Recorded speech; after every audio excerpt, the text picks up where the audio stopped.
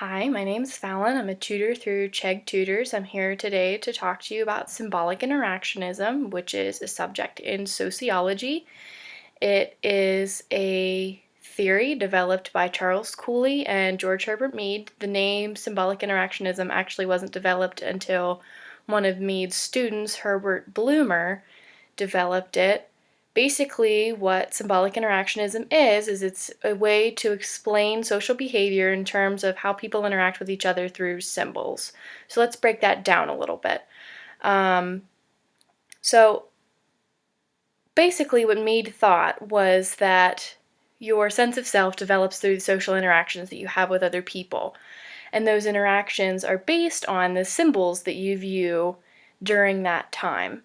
So the way that you view yourself and think of yourself is developed through the way that you act and interact with other people. And those interactions, whenever you communicate with someone or interact with someone else, the result of that really depends on how you interpret symbols like languages and gestures according to the meaning that they have for you. So let's go through some examples just to kind of illustrate this for you. For example, colors can be a huge symbol in day-to-day life, and they mean different things to different cultures. Culture is a huge factor in the way that we interpret different symbols.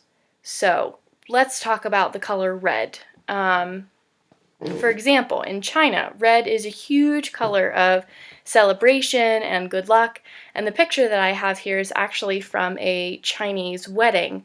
They wear red in their weddings because, again, it's supposed to symbolize good luck and happiness, whereas opposed to here in the United States, we use red as the sign of danger a lot.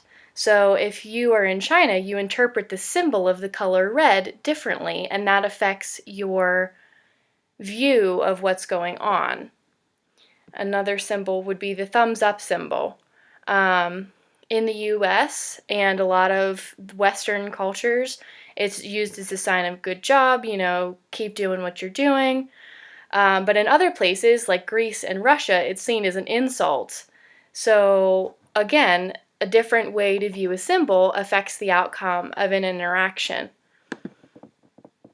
Again, this is more of a status symbol, so if you see somebody with a Coach purse, your interpretation of that symbol is that they are of a higher class.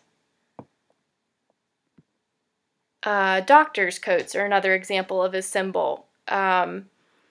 Usually when someone's wearing a doctor's coat, we give them respect, we assume that it's a symbol of high education, and that affects the way we interact with them.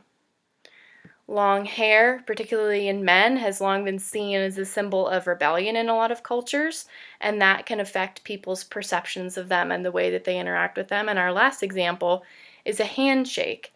So a handshake is a really good example for symbolic interactionism because your perception of the handshake can vary depending on your culture, depending on the situation that you're in. So for example, if you are someone who likes strong handshakes and the person that you shake hands with has a weak handshake, then that symbol has now given you a different perception of that person. Or if it's a close family member, say, and you want to give them a hug and instead they go to give you a handshake, that's going to affect your relationship with and your interactions with that person.